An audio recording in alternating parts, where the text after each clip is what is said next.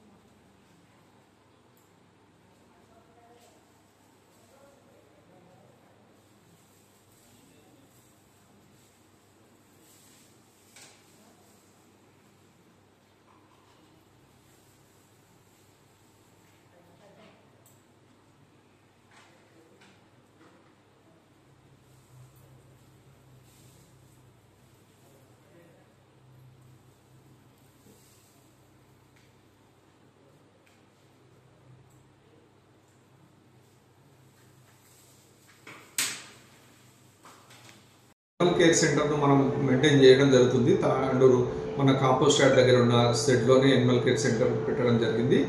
దాదాపు ఈ 3 నెలల నుంచి 300 కుక్కల దాకా మనం ఇప్పటి వరకు సర్జరీ ఆపరేషన్ చేసినాము, స్టెరిలైజేషన్ చేసినాము.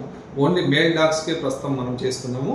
ఫిమేల్ డాగ్స్ ఫిబ్రవరి నుంచి స్టార్ట్ చేస్తామని చెప్పారు డాక్టర్స్.